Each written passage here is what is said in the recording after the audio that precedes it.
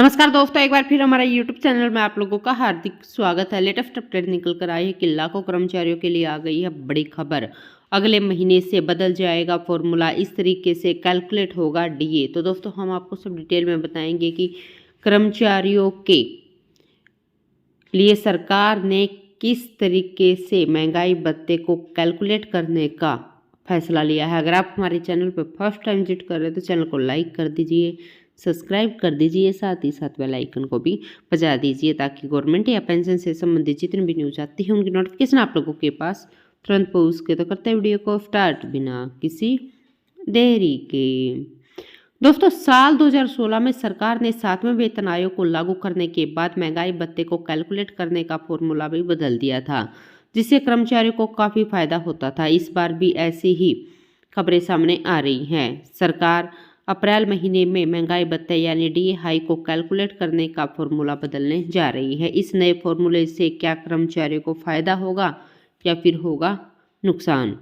दोस्तों केंद्रीय कर्मचारी के महंगाई भत्ते में 4% की बढ़ोतरी होने जा रही है, जिसके बाद केंद्रीय कर्मचारी का महंगाई भत्ता 50% पर पहुंच जाएगा। लेकिन इसके बाद की कैलकुलेशन बदल जाएगी। मार्च में डीए बढ़ने के बाद नए तरीके से इसका कैलकुलेशन होगा। अगले महीने महंगाई भत्ते की कैलकुलेशन के आंकड़े जो आएंगे वह नए फॉर्मूले से आएंगे।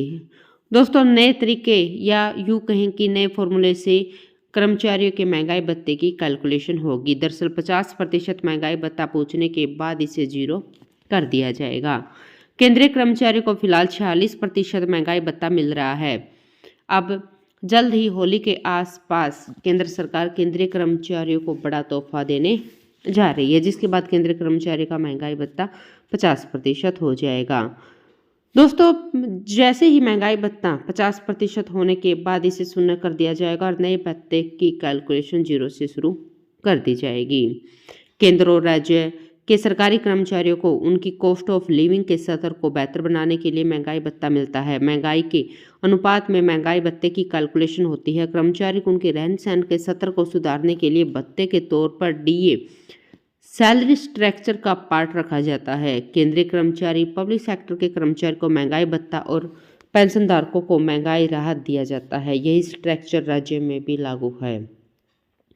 दोस्तों श्रम मंत्रालय ने साल 2016 में 7वें वेतन आयोग लागू करने के बाद महंगाई भत्ते की कैलकुलेशन का फॉर्मूला भी बदल दिया था। श्रम मंत्रालय ने महंगाई भत्ते के आधार वर्ष 2016 में बदलाव किया और मजदूरी दर सूचांक की एक नई सीरीज जारी की। श्रम मंत्रालय ने कहा कि आधार वर्ष 2016 बराबर 100 के साथ WRI की नई सीरीज 1963-65 के आधार वर्ष की पुरानी सीरीज की जगह ली।